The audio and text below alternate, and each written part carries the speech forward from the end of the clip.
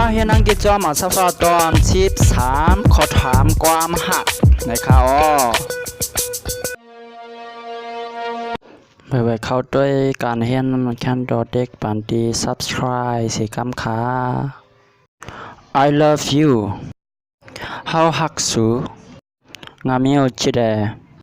ขอนั่นได้ I love you อันวันนั่นได้อันซ้อนก็ฮู้ไปฮู้มันสำคัญเนาะไปก็ฮู้กัน I don't love you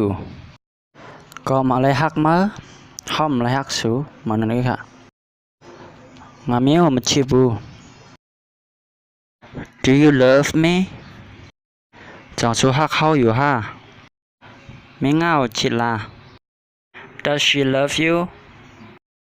มันนางฮักมาอยู่ฮะจุมามีโอชิลา She does not love you มันนางอะไรฮักมาจุมามีโอมาชิบู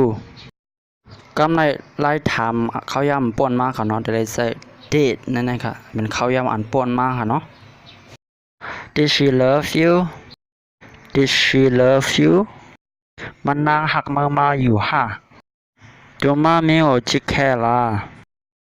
กำในเฮา WX ขอถาม WX question นะคะเนาะ WX เฮาขอถามอะไรมาถามค่ะ Why do you love me กอบสั่งเลยหักเขาปะโลงาจิเลย Why do you love me Why don't you love me Why don't you love me กอบสั่งสวมหักเขาปะเจ้าเงามาจิเลยปะเจ้ามิงเงามาจิเลย Do you have a lover ก็หักนะ lover นะเนาะจองสูมีจูห้าก็หักนะเนาะมิงชิดูซีลาเพราะมีก็ I don't have a lover I don't have a lover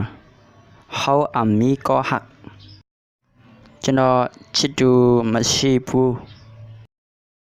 ก็สั่งแล้วมีก็หักนะเนาะ Why don't you have a lover ป้าเจ้าชิดูมาชีดาเลก็สั่งมีก็หัก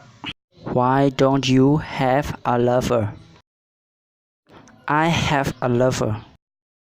เขามีก็หักอยู่งาชิดูชีเดงามาชิดูชีเด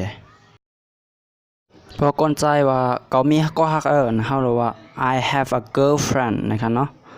I have a lover ก็เหมือนกันเองก่อนค่ะว่าก่อนยิงเขาว่าเขามีก็หักอยู่ในพอใครว่าในก็เรียกว่า I have a boyfriend นะครับเนาะယောက်ျားလေးအတွက်ဆိုရင်ငါမှချစ်သူရှိတယ်လို့ပြောချင် I have a girlfriend လို့ပြောရမယ်မိန်းကလေးအတွက်ဆိုရင် I have a boyfriend လို့ပြောရမယ် LOVER lover ဆိုရင်ဘယ်သူပဲတုံးလို့ရတယ်